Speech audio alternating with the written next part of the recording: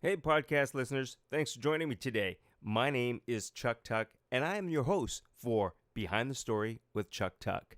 Today, my guest is an award winning author who has published over 30 books, and he is going to definitely give you some insight to reincarnation and the afterlife. His name is Stephen Hawley Martin. Enjoy the show. Mr. Martin, thank you for joining me today. And, one of the big topics that I want to cover today is life after death. Is there really such a thing? And the reincarnation. Now, there are stories behind people who say that they've had the experience coming back from death, whether it be short term or if you want to call 2 minutes long term or 20 minutes long term. Sometimes you hear about people who had drowned and they had died. And I've heard stories of some that come back and they said, I saw the bright light. I was walking towards it. I heard my name being called and I knew it was not my time. Or others have said that they hadn't seen anything. So, um, you know, before we really get into answering all that stuff, can you give a little bit of a background about your history and how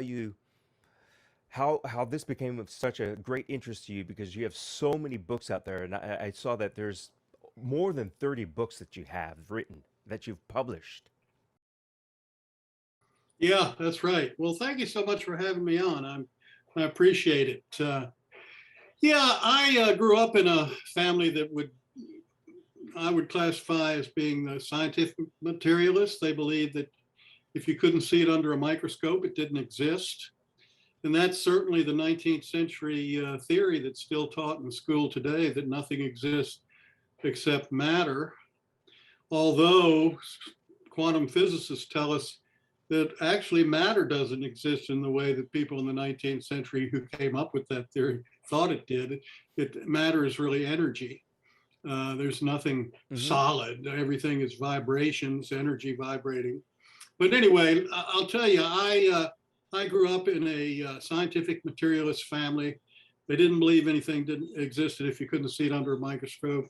And that's what I thought, certainly what I was taught in school and college. And what happened is when I was about 25 years old, I had what I now realize was a near-death experience. I won't go into detail about it. It wasn't really all that wasn't a very interesting near-death experience. Basically, I was pretty sick and I popped out of my body for probably just a short time, but I was kind of up at the ceiling of my bedroom looking down at my body on the bed that kind of looked like roadkill.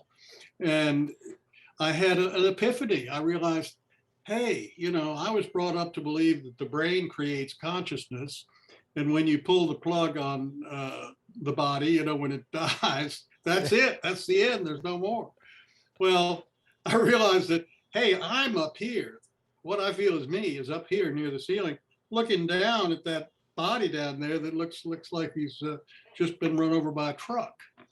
So I realized that, and that's what really started me on this quest. And I joined the Rosicrucian Society, which is a society of mystics that study metaphysical laws.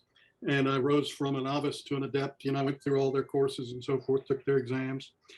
And I read everything I could get my hands on. Probably the most telling book that I read when it first came out in the late 70s. I'm an old guy now.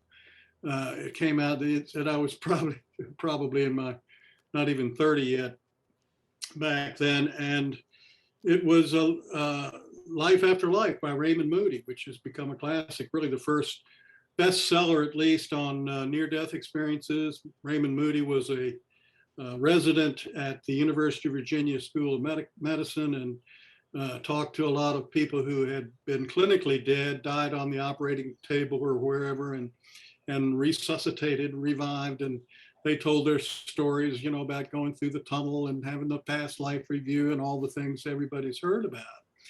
But Mm-hmm.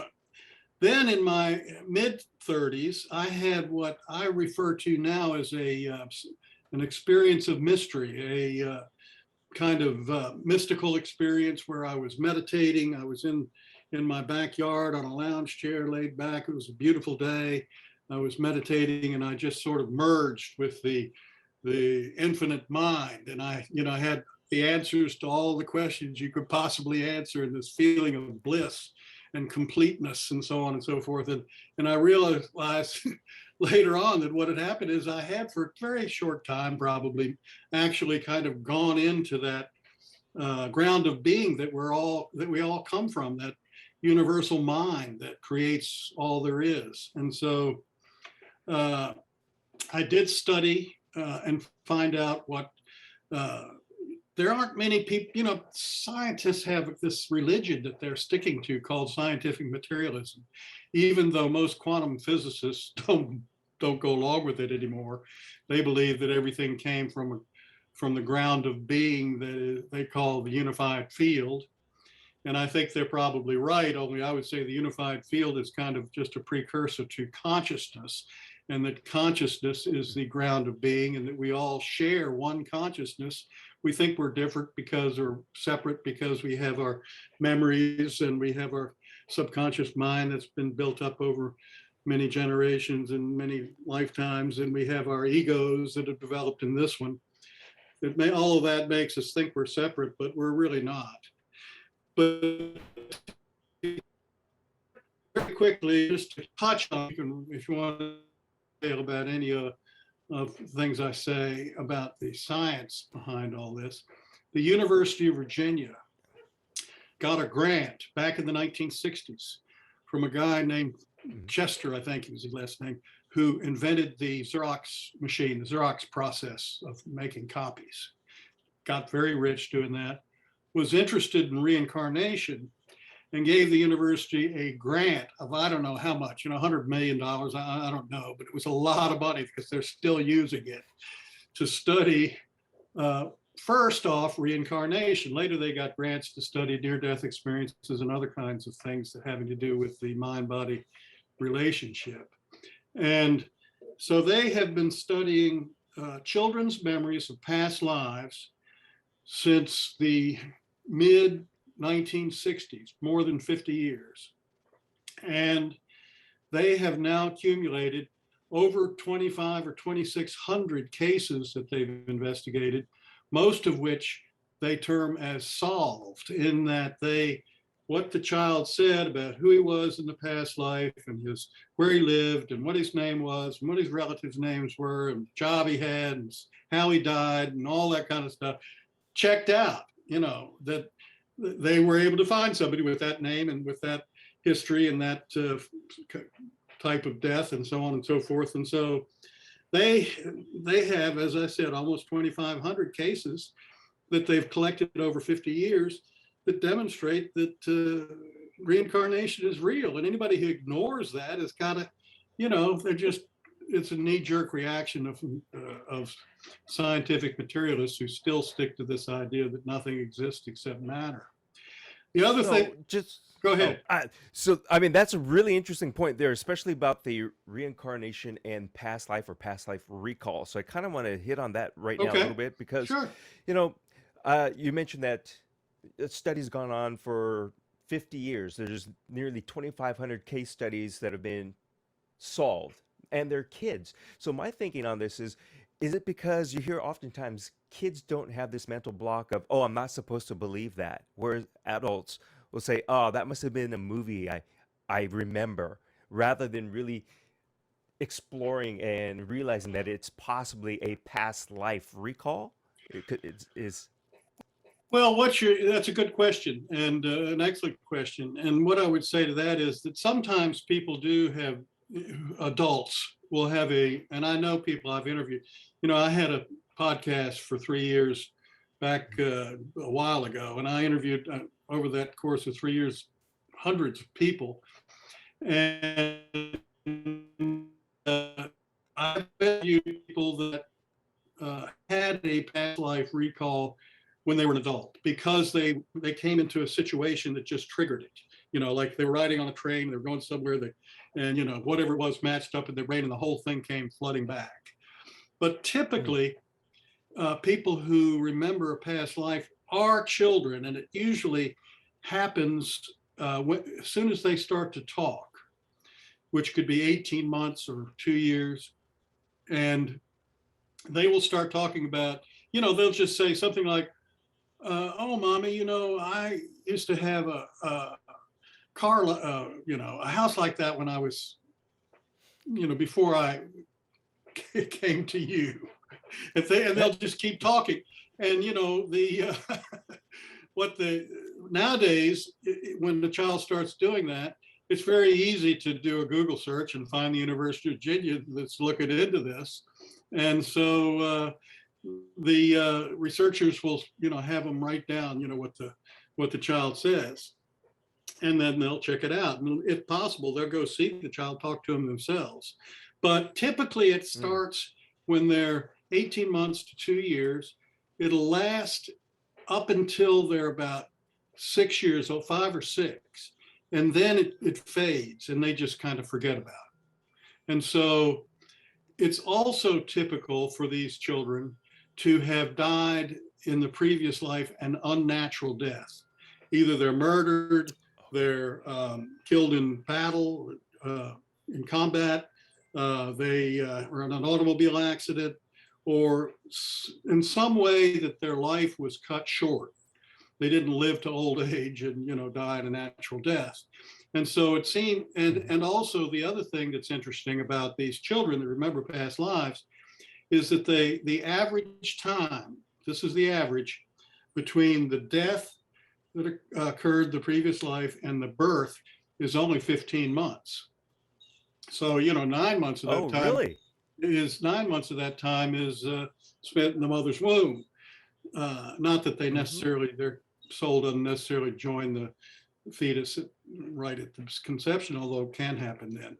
But the point is that for many of them, and it's a very recent event, this past life, and that may be one of the reasons they remembered it. Plus, it was cut short, and so they came back quickly because they felt, I guess, I'm just kind of supposing that maybe they felt like they got short life, they needed to come back and finish whatever it is they came here to do, or whatever. They got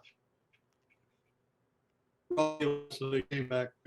So that, and it's also their first, when they first started studying this, these past life, children's memories of past lives, most of the cases were from Asia, from India, from Thailand, places like that, where adults, people, take it for granted that there are many lives and that, people are reincarnated. And so they don't tell the child that he's dreaming necessarily, or that he's making it up, or, that can't possibly be true. They just, they're usually kind of annoyed by it because they want their child to be theirs and not remember some mother that they had in previous life or whatever. But they don't poo-poo the idea. So they go ahead and let them talk. Whereas until the last, say, 10 or 15 years in the United States, mothers and fathers would shut the kid up. There's a great story about in fact, there was a book written called, I think, Soul Survivor, Soul, S-O-U-L, Survivor, about a boy who was born, I think, in 1999, who remembered being a pilot in World War II. And this is one of those outliers that it was a lot longer than 15 months. And they were Southern Baptists, the parents. And so it's not part of the Christian canon that reincarnation exists, although it was part of the Christian church up until 553 BC, when the Second Council of Constantine took place and the Emperor Justinian had it removed from canon. But and so they just didn't believe it. But he kept talking about this, and then he started having nightmares about my plane's on fire. Oh, boy, I can't get out. Blah blah blah. So they started looking into it, and they found somebody who actually fit the description. Was killed at the Battle of Iwo Jima, which is where he said he was killed. His plane was shot down by anti-aircraft fire. There were people still alive who recalled seeing the plane hit, as he said, the nose with thing went on fire and he couldn't get out. And this little boy said he actually picked his parents when he saw them on the beach in Hawaii when they were staying at the Pink hotel that was pink. And that is where that little boy was conceived. So, I mean, that story is really something. But so, yeah, there's a tremendous amount of evidence that at least some, and we can't say that everybody's lived 100 times based on what the University of Virginia has found out, but we can certainly say people do reincarnate. You know, you can't say it's proof, but it's overwhelming evidence. You know, 2,500 stories to check out, you know, and most of them do. Some of them they can't verify because they can't, you know, maybe it was too long ago or whatever. They can't find the person the child said he was before. But so anyway, tremendous amount of evidence for reincarnation. Yeah, I think there's probably somebody, you probably have heard this person, and I don't know her name, but she is like an ancient Egyptologist woman. And she became that because there's nobody that could read uh, the hieroglyphs and whatever this lost Hebrew type of language was. And this woman comes along and says, I know how to read that. I know what that says.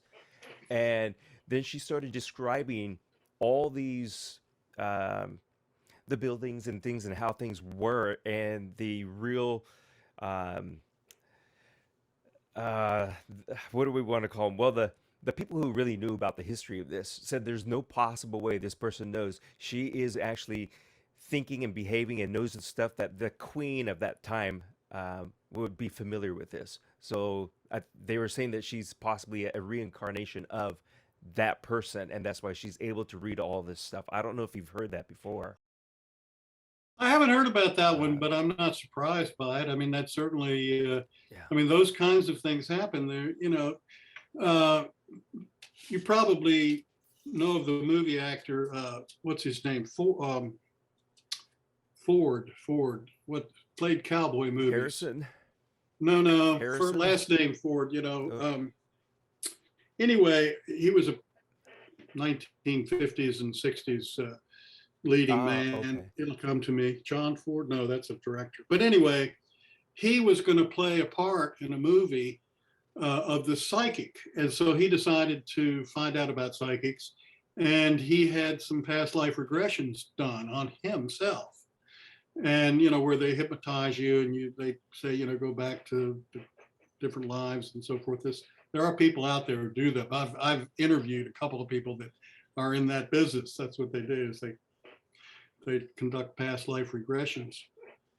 And he was able to, for example, in one life, lived in France. He was able to speak French while he was under hypnotism.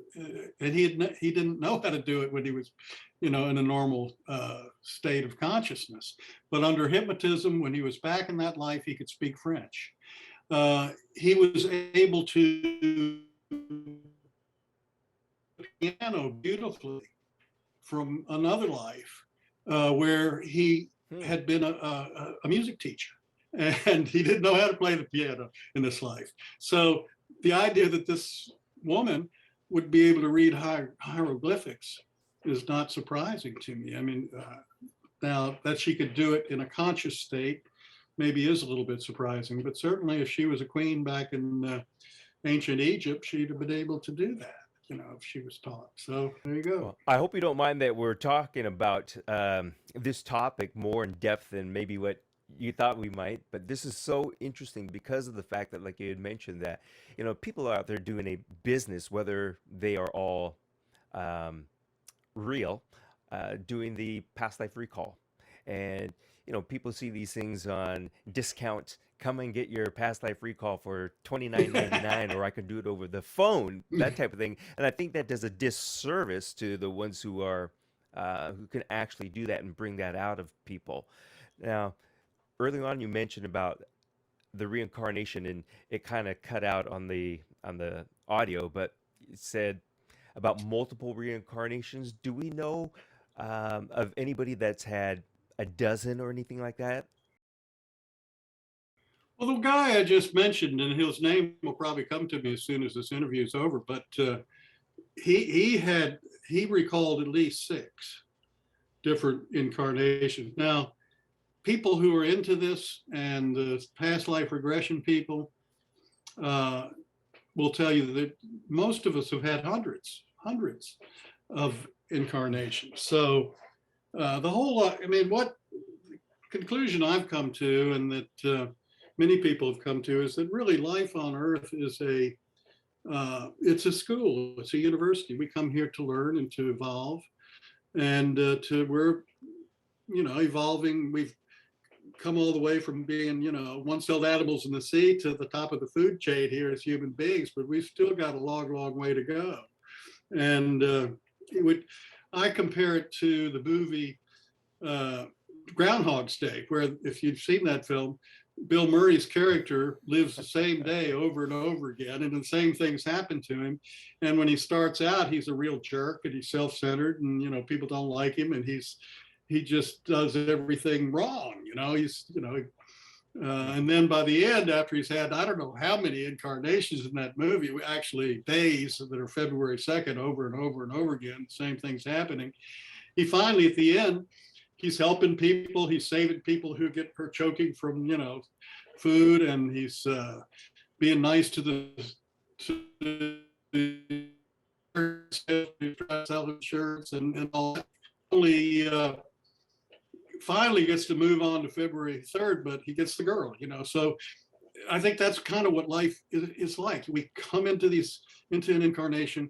We all have problems. We all face situations where we have to make decisions, and sometimes we make the right decision, and sometimes we make the wrong decision, but we somehow muddle through it. Life is like one challenge after another for most of us. I don't know many people who don't have a problem now and then. And yeah. We either build up positive karma, or we build up bad karma, because we either make good decisions or we make bad decisions. But I think we do keep coming back until we get it right, and eventually when we learn our lessons and we've evolved, we'll move on to some other form of reality. It won't be this physical reality that we're in, and I hope it'll be something a whole lot better. But that's kind of the way I view it. With you saying that, I know there's going to be a number of listeners that are going to go, "Hey, that's like the Matrix, movie." Well, the Matrix is, that's a beautiful kind of allegory about what, we're living through. It's like we're in this. In fact, there are people who think it's a simulated reality of some kind, and maybe it is. I don't think it's a computer simulation, but we're here because we're here to experience, and we're here to learn. I think on the other side, from what I can glean about it, we can't have that same kind of experience. I mean, things are totally different. They're here, it takes a while. You've got to learn things. It takes time to think things through. You got to make decisions. When I had that mystical experience I mentioned earlier, all I had to do was think about something and I had an answer. I didn't even have to ask the question. It was like I was just part of that mind that it is all, it's everything, that knows everything, that's experienced everything. So yeah, I think it's the University of Earth. That's what we're doing. We're in school here. Well, there's so many sci-fi TV shows that go along with everything that you're saying. And I don't know if the problem is that a lot of us, or a lot of people, may look at it and go, "Oh, it's science fiction because I saw it on the sci-fi," rather than really taking this and thinking about it and well, I think that it's I think it's a common story now, because it's something that we all know subconsciously. We don't consciously. I know it consciously now, but most people know it. They just don't know it consciously, that's why we're here.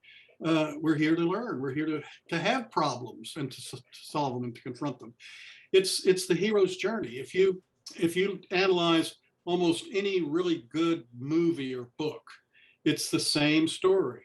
You've got the hero who's in his normal world, like well, let's say Dorothy in Kansas, and then something happens that shoves them into this difficult situation, and they've got to fight dragons and demons, and they make friends, but the friends have problems, and eventually they enter the belly of the whale, and but through their own efforts they are able to get out of it. And then right before the end, things look like a disaster, but they're able to solve that, and they get back home on a higher level, knowing more and understanding more on a higher spiritual level than when they left back at the beginning of the story. There's no place like home, is what Dorothy says when she finally gets home. She realizes that Kansas is an okay place. But anyway, that's the story that is behind, I would say 90%, really, whether it's Star Wars or whether it's The Wizard of Oz.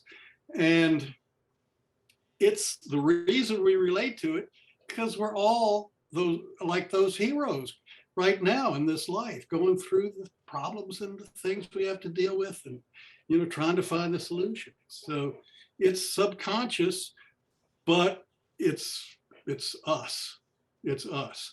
And so the Matrix is us, and Star Wars is us, and other stories that kind of pick up on that theme. Western culture, Eastern culture. And you'd said earlier too that a lot of these kids, most of the kids that were studied and proven that they'd had these past life, were on like Eastern culture. So do you think our religion or the way we've interpreted it on the West Coast has an effect on how we experience things, whether it be a near-death experience, and then we just say, "Oh, I blacked out, and well, I saw something, but no, it wasn't that." Whereas, Absolutely. I think, people in the East, human beings in the East, in India, and, whether they're Hindus or Buddhists or uh, Taoists or I Ching, all that, reincarnation is taken for, it's just, nobody questions it. It's accepted. It's not accepted in the West because, as I mentioned earlier, there was a emperor, Justinian, who wanted it removed from the church. The Pope reported to Justinian, and Justinian wanted it removed. And I think probably the motive was that if people thought they were going to have another chance to get to heaven, then they wouldn't obey the church. And he represented the church. The Pope was his underling. So he wanted it removed, and the Pope didn't want to remove it. It was a very close vote, but I guess they did some arm twisting, like in politics today, and they finally voted reincarnation out of the Christian canon. But Jesus apparently believed in reincarnation. He, for example, one of the some scripture that comes to mind is when he and his disciples came upon the blind man, and the blind man was blind from birth. And so his disciples, his followers who were with him, said, "Rabbi, why was this man born blind? Was it he that sinned, or was it his parents that sinned?" And now what they're talking about there is karma. Bad things happen to you because you did something bad in a previous life or somewhat previous time. And so they're saying, in other words, in his previous life, did he do something that caused him to be born blind now? Or was it his parents who did something to cause them to have a child who was born blind? Jesus says it wasn't either one. It was so that the power of God could be seen through him, or something like that. But he doesn't say that it's impossible that it was something that happened in a previous life. Another example is when Jesus asked his followers, he said to them, "Who do people say I am?" And his followers said, "Well, some say you're John the Baptist, and others say you're Elijah or one of the prophets." And and then Jesus goes on to talk about what he's there for and so on. But a lot much a contemporary. But Elijah and the prophets, the last prophet died 400 years before Jesus was on earth. So for him to be Elijah, one of the prophets, he'd have to be reincarnated to be Elijah, one of the prophets. So at those times, in Jesus' time, people took, just like they do in the East, took reincarnation for granted. And certainly the pagans did, and some of the Jews did, and some of them didn't. I think there were different sects, but it was something that was pretty commonly accepted. Let's put it that way. So it was part of the Christian church for 500 years, and it was removed at the Second Council of Constantine in Constantinople in 553 AD.